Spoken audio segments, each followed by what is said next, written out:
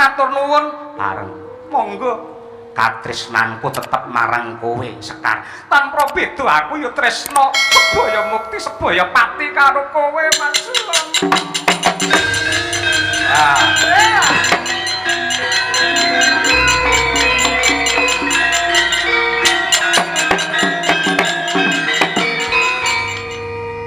Sekar. Sapa kuwi mau? Penyok, Du. Wong tuwek senengane kemeruh. Asmane mau Mas Sulama ngapa? Mestine kuwi lak yo ngerti.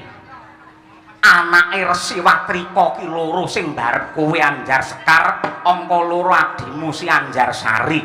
Pun bapa ki pendhita, mapane dipundi lan ditata, dipundi pangandikane ditata ing Resulah bawane. Aku duwe murid pirang-pirang. Aku nata karo siswaku wae pinter, parandene nata karo anakku wedok nek ora bisa kowe mamah kendali karo jaran utul. Kowe nyembrat rapane bapak.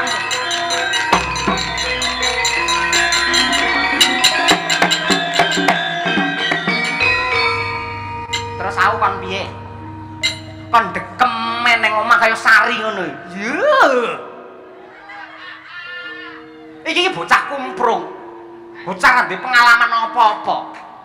Beda karo aku jaman iki jamane maju. Antarane wong lanang karo wong wadon iki derajate padha ora dibedakake. Yen aku mung dekem ning omah bakal dadi wong bodho. Serah wong ki baku njembarake pengalaman lan uga njembarke liya-liyane ngono. Seneni mulai bengi seneni. Ora ngerti karo majune jaman kaya ngene wae. Ning kaya ngono ki ora patut merga sing jenenge wong wadon ki tanpa beda kaya piring beling kae. Wong wadon ki piring beling, wong lanang ki piring seng. Yen piring seng kae sedina ceblok ping 7 ora bakal pecah, popole mung penyok. Beda karo piring beling. Pisan kuwi ceblok ambyar selawase.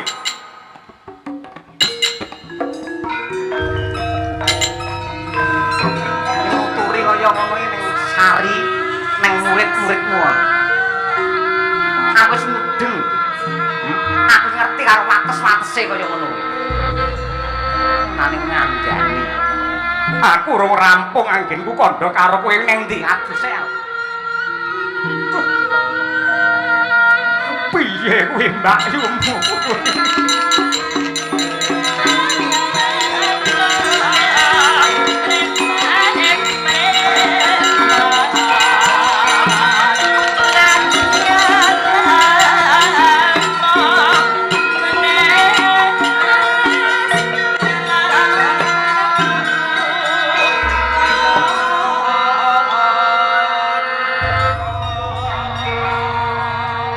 Silak nate paring dawuh sing surasane jlejer dadi wong tuwa kuwi kewajibane mung 3. Siji nyontoni, loro ngandani, angka 3 ndongani. Lan sak ngertiku Bapa Resi Watrika tigang perkawis sampun dipun tindakaken kanthi sae. Babar lelampahan tumrapipun Kakang Mbok Anjar Sekar kados pundi? Monggo kula aturi masrahaken dumateng Purbaning Hyang Agung Bapa ndak gerah mangke panjenengan.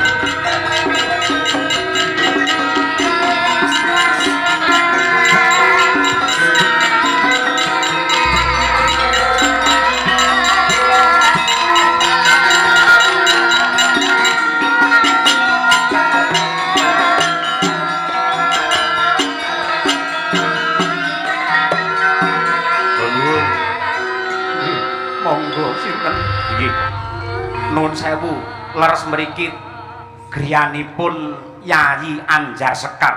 Nggih, jenengan nuwun sewu kula pun Arya Pranowo.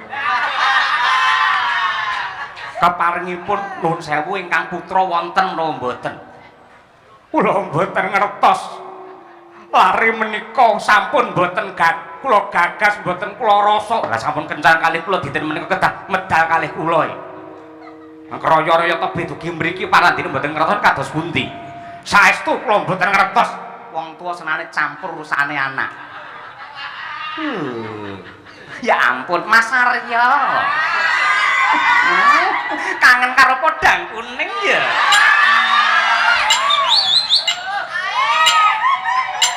Ya sing jedut aku bokonge jebrot aku, lenjaran apik aku. Ayo dolan ya.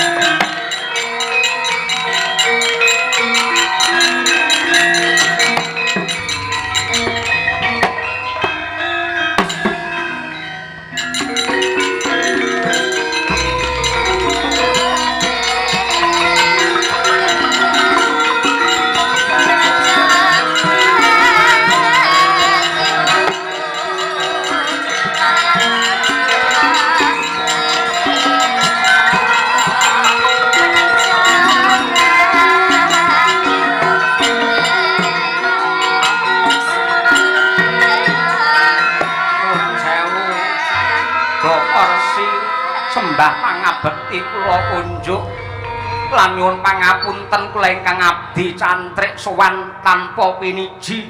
Ana apa cantrik? Ngaturaken kawuningan bilih palungguhan samangke pendhapa prasarbaan ing candhi pancuran wonten dayoh wonten tamu. Dayohe sapa? Tamune sapa? Menawi mboten lepat nata agung Ndarawati Sri Bathara Kresna.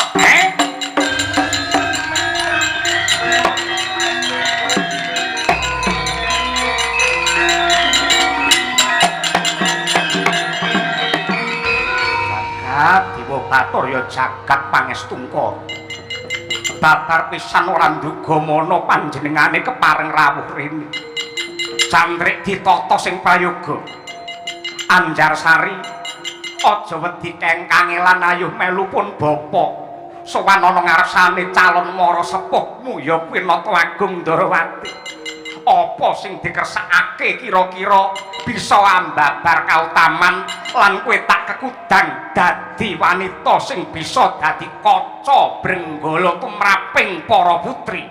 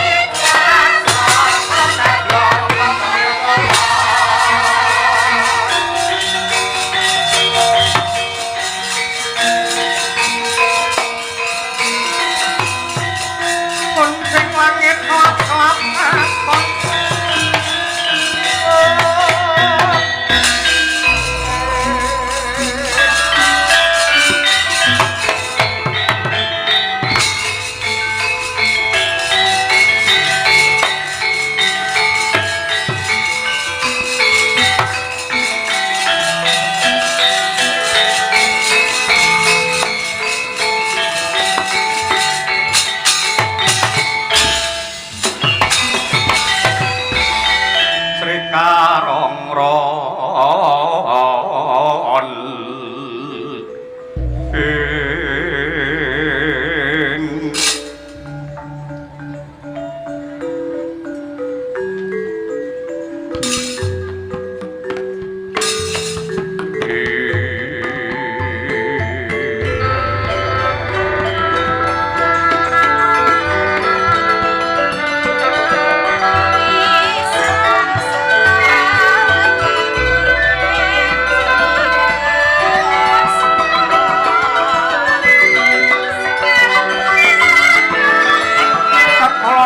Kresna Tulus hanyokra ring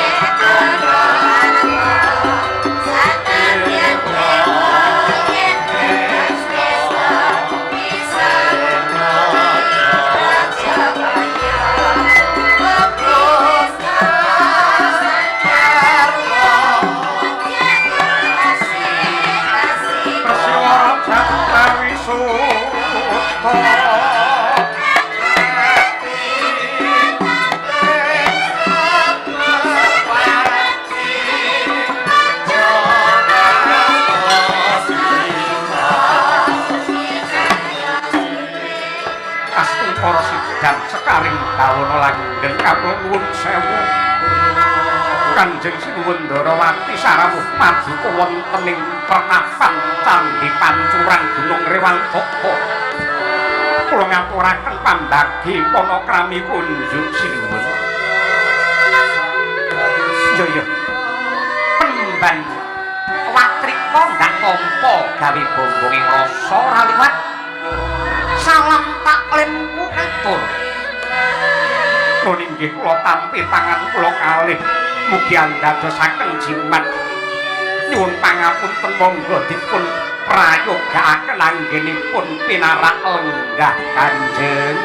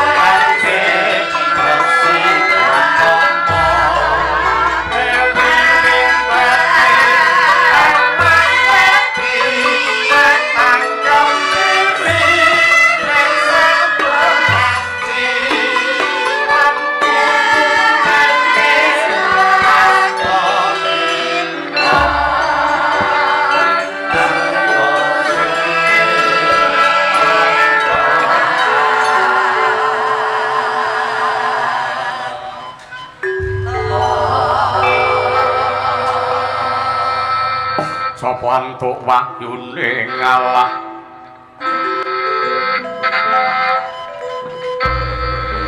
ya tumilah mangulah ngelmu bangkit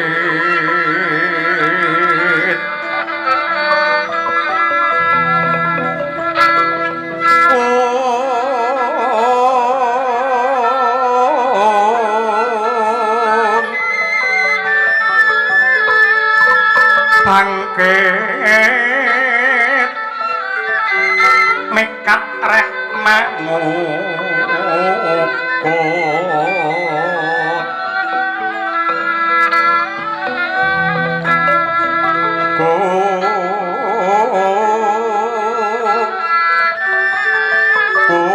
kutaning jiwaku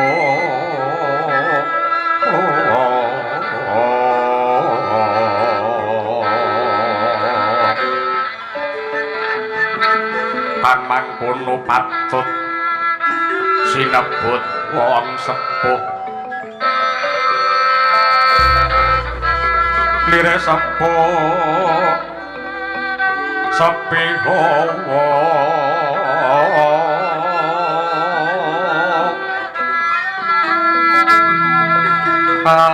awas roroning hatunggil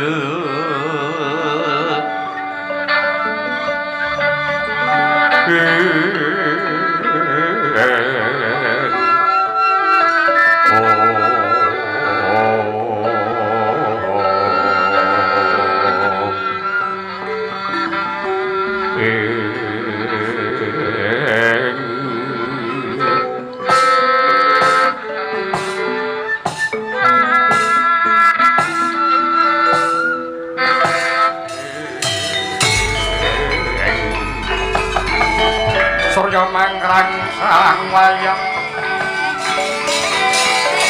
punyut samara wayang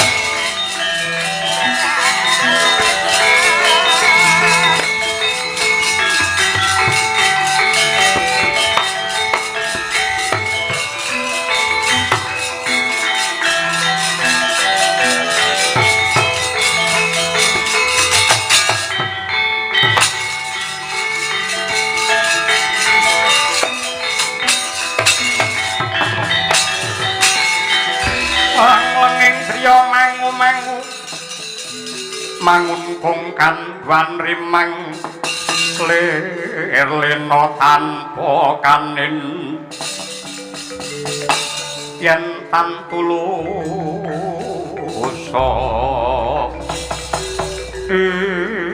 kawula nuwun Hamid pasang kalimat tabit lebih ning tulak manut mawaing tawang tuwang Bapa Resiwatrika kula ingkang putra ingkang sowan wonten pertapan Candhi Panjurat. Mboten langkung sembah pangabektinipun ingkang putra mawan tuwanto kunjuk bapa. Nun inggih dawah sami-sami nun sewu. Kados nembe menika kula sumurup kula mangertos paduka anak Prabu menika saking pundi lan sinten jejulukipun. Bapa Resi sampun supe kalian kula. Kula ingkang putra siswa uda kawis gangsal 12 taun kepengker dados murid wonten ing pertapan Candhi Pancuran. Kula siswa paduka kula murid paduka kula pun menak senggara.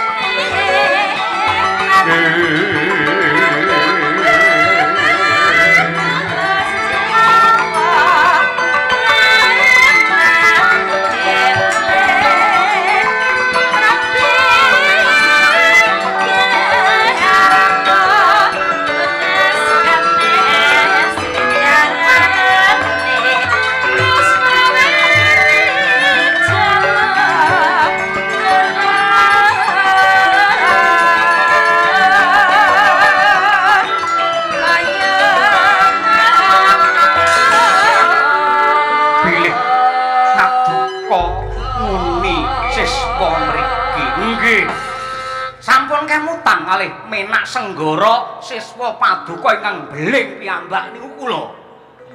Jagat Dewa Bathara. Nggih, jagat dewane. Nggih. Sampun jumeneng nata, sampun. Awit saking berkah pangestu paduka, kula sampun ngentosi palengganipun Rama Prabu. Sakmangke kula jumeneng Narendra wonten negari Parangbarong kanthi jejuluk Prabu Menak Senggara. Syukur bagi sewu yen tetela kados mekaten. Lah, kabaripun ingkang Rama kados pundi? Sampun bar sewunipun. Tegesipun sampun seda. Ing atasipun ingkang Rama menika Nalendra ingkang gagah pideksa lan ugi Sura Sekti Mandraguna kok seda menika gerah menapa? Mboten saged. Rama mboten saged ning nggih niku rekake badhe rabi malih dipun getak kali ibu jantungan mati. Ibu kula langsung munggah meja kali cincing kali nuding-nuding. Bapak niku ambekanipun mboten tumata lajeng dawah ngoten dados lan sedanipun. Mugi-mugi saged husnul khotimah. Napa niku? Niku napa niku? Nggih, mugi-mugi tansah pikantuk kasuwargan jati. Sabda jati, kasuwargan jati. Sabda jati lak wau. Sarmati sabda jati. Nyuwun pangestunipun mugi-mugi kula saged langgeng lestari wibawa anggen kula dados ratu wonten ing Parangbarong. Nggih, mugi-mugi Gusti ngijabahi. Lah lajeng kok keroyo-royo minggah wonten ing Gunung Rewantaka menika wonten wigatos menapa? Nuwun sewu kejawi kula menika tilik dumateng pertapan mriki. Kula ugi ngaturaken sembah pangabekti dumateng Paduka Rama Penemban ing sampun mintraken dumateng kula. Ingkang wus wigati, kula menika badhe mulyakaken dumateng Paduka Guru kula. Kula bodho dadi pinter, goblok dadi mudeng menika awit saking sedaya wewarah kautaman saking guru kula nenggih Paduka Resi Watrika. Caranipun kula pun Menak Senggara badhe mulyakaken dumateng jengandika Bapak Resi, kula tasih kemutan nalika kula mapan wonten mriki nate momong ingkang putra-putri nenggih ingkang sesilih nenggih pun Anjarsari. Kula menika dados ratu tasih Jaka Kumalakala. Kula kepengin mengku garwa minangka tetimbangan lan ngangkat dumateng derajat kamulyanipun Bapak Resi Watrika kanthi cara malakrama dumateng yayipun Anjarsari. Pareng nggih Bapak? Mboten sah dangu-dangu saderengipun siang kedah kula sampun rabi. Pandhit Wakaraya wangsit pindha kumbang ngajak ping bawang susuh angin ngendi nggone nggih kados mekaten menika cara kula anggen kula badhe ngreksa dumateng kawibawan Paduka Guru kula. Nggih nyuwun pangapunten menawi kula lintoni mboten sari ingkang kula aturaken ning mbakyunipun Anjarsekar kemawon kados pundi menika langkung pinter wawasanipun langkung wiyar. Menawi Anjarsekar mboten kula mboten kula nika ngibarate nuwun sewu dalan sing kliwati sampun kathah sanget menika. Sing ngliwati gonta-ganti mongko sak circle ning kabeh. Circle menika menapa? Pun pokoke ngoten lah intine. Mboten. Nah sekar mboten. Sari kemawon ingkang kula suwun. Anjarsari ingkang kula suwun badhe kula mulyakaken kula sengkakaken ngaluhur mongko garwa Prameswari wonten negari kula Parangbarong kula sumpah kula prasetya menawi kula sampun saged malakrama dhumateng sari kula dados ratu mboten badhe gadah selir mboten gadah wujudipun priyos wanita sanesipun kejawi namung pun Anjarsari menika kemawon menika ingkang kula suwun kaya wis rampung daya-daya aku nyuwun pamit anggara kasih aku sak panombyong mantet tuman mrene nuwun pangapunten sinuwun nderekaken lujeng sembah kula ingkang miring jengkar paduka sinuwun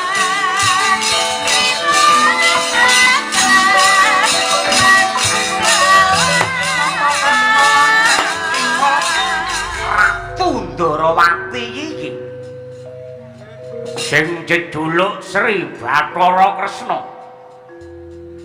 pancen kepara nyata panjenengan diwanokake ditepungake wae Narendra Parangbarong Menak Senggara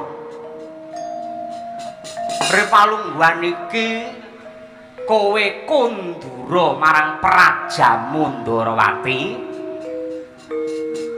mbuh piye reka dayamu anakmu si Setyaka kon golek wong wadon liya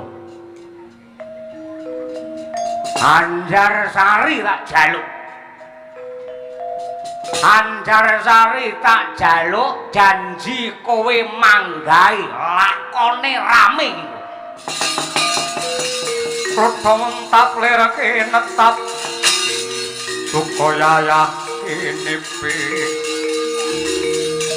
Dodo pangma wingo langgis sing lakone rame kowe ora sida mantu ning kepeksa ana layang kabar do momot layar kaca do nayangake Ratu Ndarawati glundung sirahe merga dipateni karo Menak Senggara cangkeme Yaki sing ngongkon ngantem Menak Senggara sapa mboten wonten ning kula menika tanggap ing sasmita sing atasipun paduka menika pepunden kula dipun ancam dipun incip kados mekaten kula boten trima aku ora kirim mangke riyen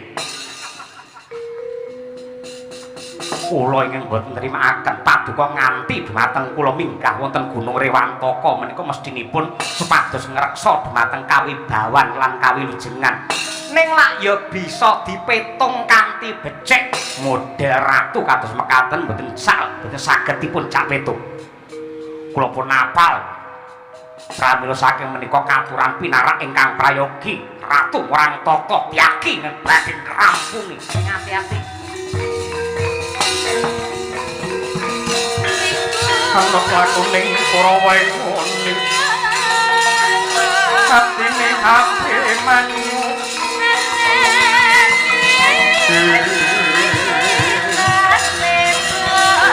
Noy citra tansya sang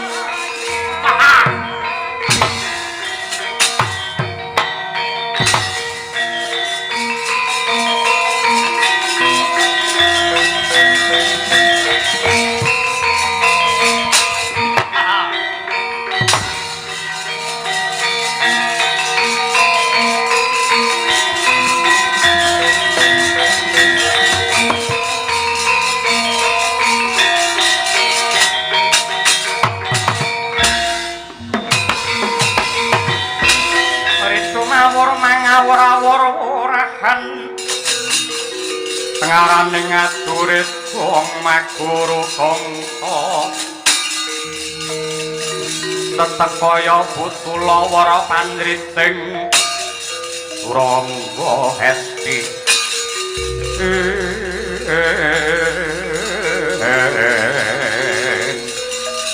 ninggal tata krama cumantaka karo Ratu Gusti Kusuma Senopati Ndrawati Setyaki kang dadi aranku kowe kesete Prabu Menak Senggara dasar para nyata tumandang garba kang dadi aranku kowe ngejak geger ngejak rame tumrap lakon iki apa wis seret nyawamu nadyan nyawa mung siji ora bakat cipuan yen tanding karo kowe sak wadya balamu piye jaluk Prabowo umurmu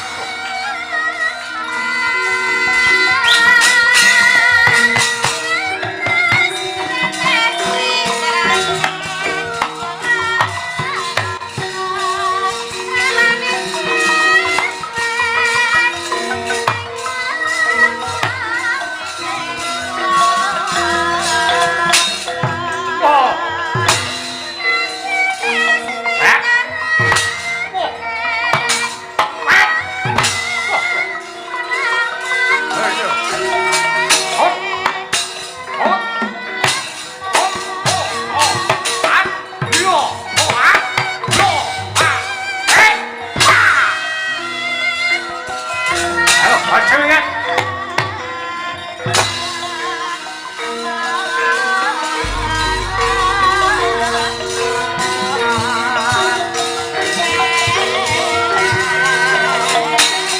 Wow.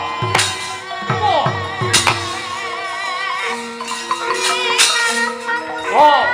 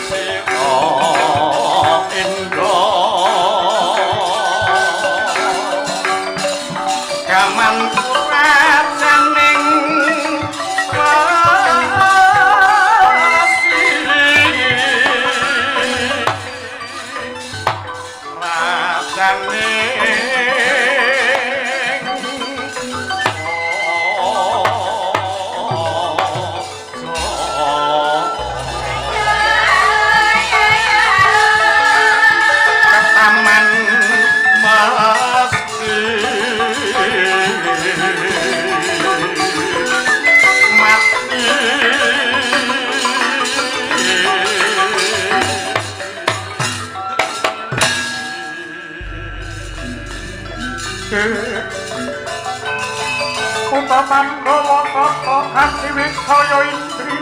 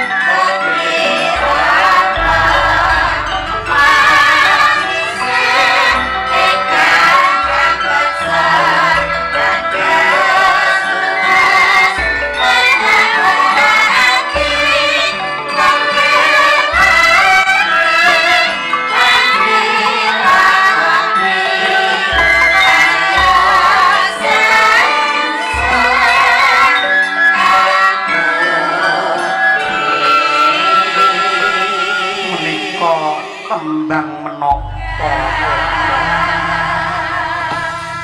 ladrang gleyongan sing yasa Prof Sarwanto sing nggon foto story saya muda ae lah ndak bacotake anggenku tutur ya Sari wanita uga sinebut putri estri lan uga wadon wanita tegese wani ditata wong wadon yen wis bebrayan kudu wani lan gelem ditata karo guru lagi anggone mbangun keluarga tumuju marang kautaman lan uga kerukunan angka loro uga sinebut putri puput marang tri perkara tegese rampung telung perkara ya kuwi leladi marang guru lagi leladi kelawan wong tuwa lan uga leladi marang putrane kabeh uga sinebut estri sing tegese adek-adek mula dadi wanita mono kudu bisa dadi adek-adek tumrape wong omah-omah tindak tanduk muna-muni kudu dijaga sing kanthi apik lan becik merga tumindake bakal dicontoh karo putra-putrane ingkang pungkasan sinebut wadon tegese wani dadi papan lan dadi panggonan tumrape kakunge anggene tentremke rasa lan papane anak beningake pikir mula wanita kuwi kudu bisa ngedem-dem marang swasana ngendhakake lan uga ngemutake lamun ta garwa lagi suntrut lan duka yen ana perkara keluarga wanita kudu dadi banyu aja malah dadi geni sing bakal ngobong wong bebrayan gatekno caritane satriya linuwing kang mardi mring kautaman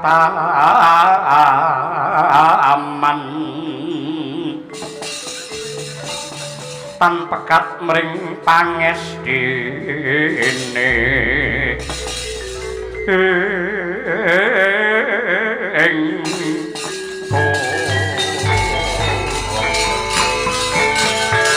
ayun kayun sinasuta prasta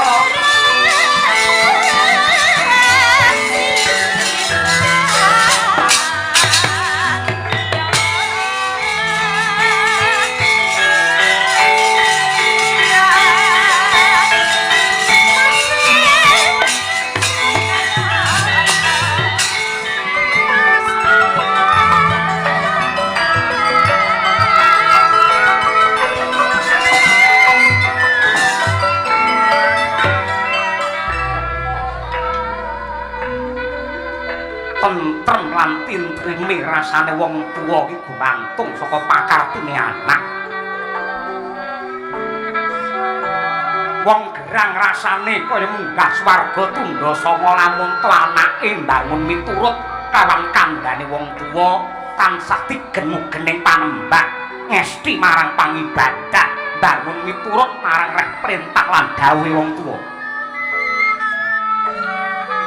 Ning lamun to patrape anak wegah nampa wewarah nampik marang pitutur becik kowe ngono ki padha karo nyengkake bapakmu enggal mudhar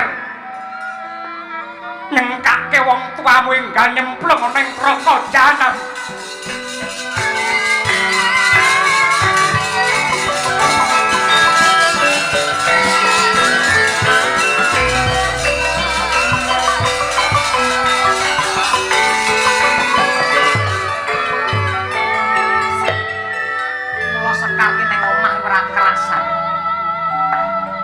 Wiwit cilik mula yen karo Sari anane mung ndok tresnani anane mung ndok turuti tembung walus yen karo Sekar kuwi mesti kaya mengkono kuwi kasar tembung ora patut dirungokake mongko panjenengan pi derajate Brahmana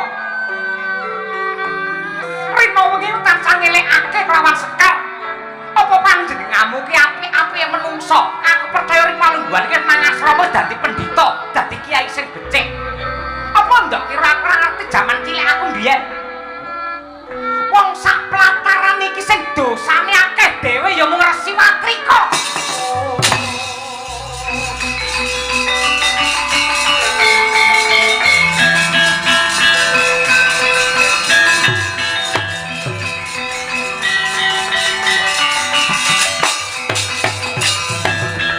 Amar mancung cupeten kang dadi tembung sing ngayawara. Lekno mripatmu jerengen gobokmu Sekar. Ya mergo gedhe kelawan prihatine. Manut karo wong tuwa adimu Sari. Sasi ngarep bakale pinundhut mantu kene bakale ana pahargyan lan rupiah-rupiah. Binarwa putra Ndrawati Sri Bathara Kresna kuwi dudu ratu baen-baen. Yen ndok tutuk-tutuk ni anggenmu srawung karo wong lanang sing gonta-ganti kowe bakale sapa sing gelem ngalah?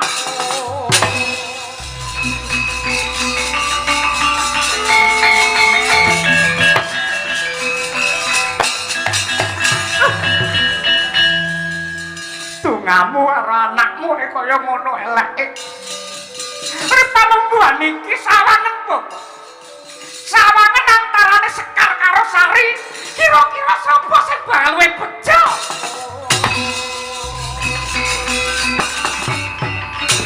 Sekar.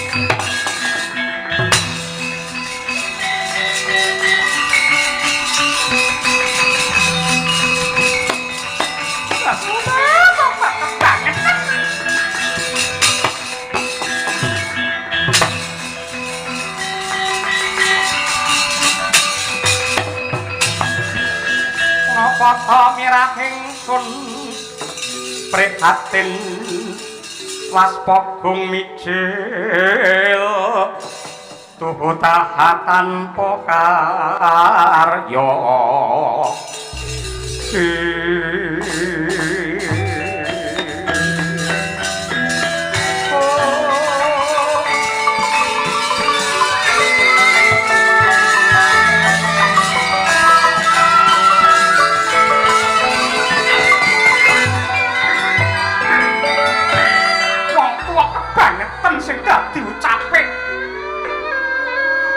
mandi-mandine pangucap ora kaya dongane wong tuwa parandene kowe tega mentala Bapak Watrika. Kowe bandingake aku lawan Sari. Rimbalungguan iki ora mung marang panjenenganmu ning marang jagat saisine Sekar bakal mbuktekke. Kira-kira besok Raden Setya ambruk ning pepangkone Sekar apa Sari sawangen.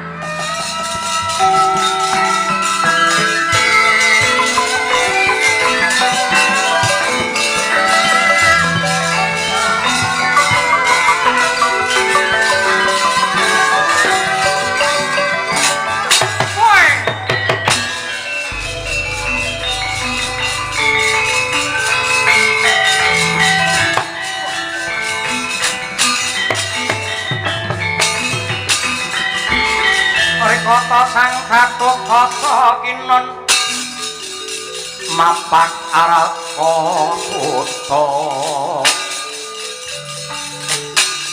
Sekapira Kresna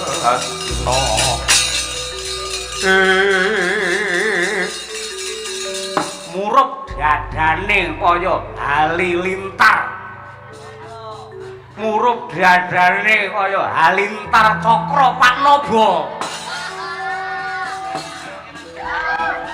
kawula nuwun inggih.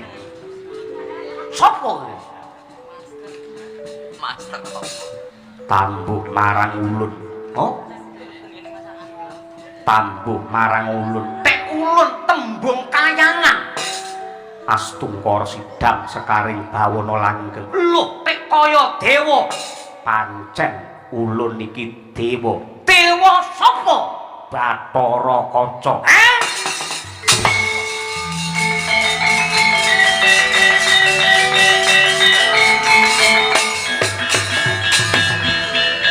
Karuna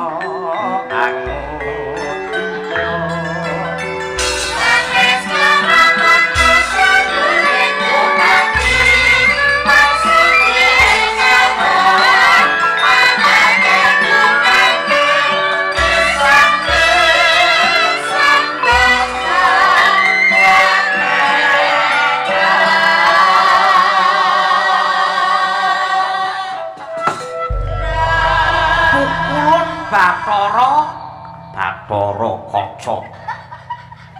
Sriwedari.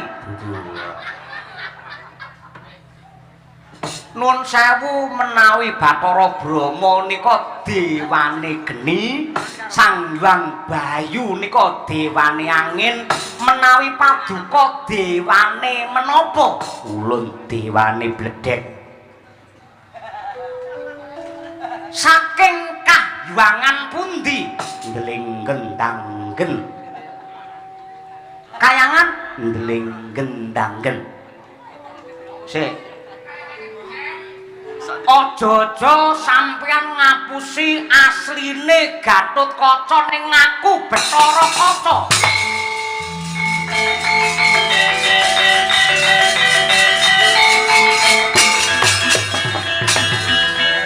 Merga wedi karo Minasenggara ngaku dewa ngaku Bathara Kaca, mongko sejatine aja-aja sampeyan Gatotkaca.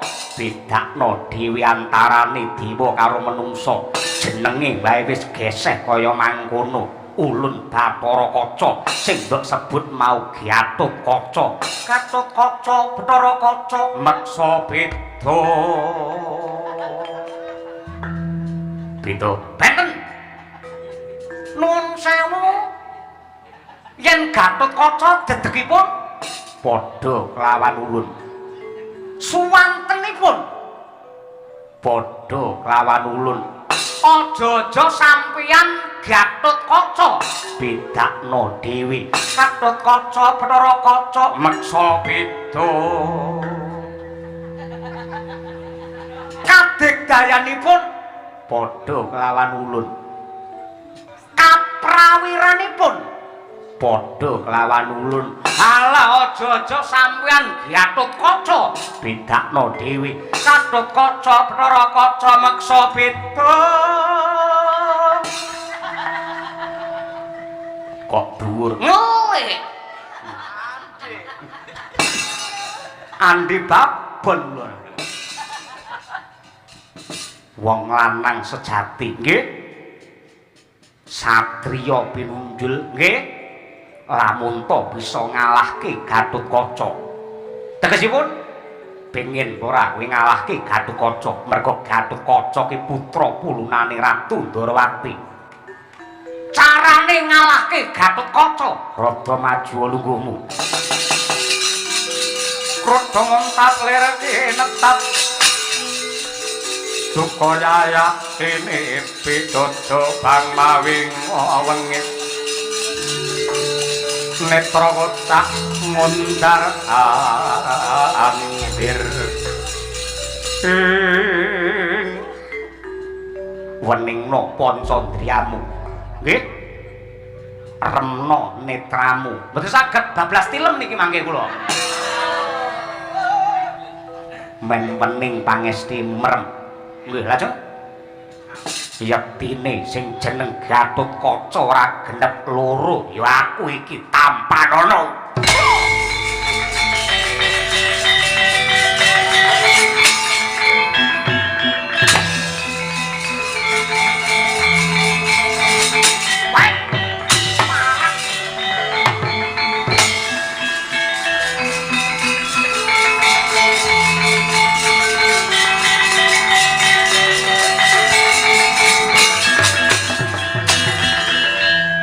kabar sing semebar warta sing rata neng pucuking Gunung Kemukus.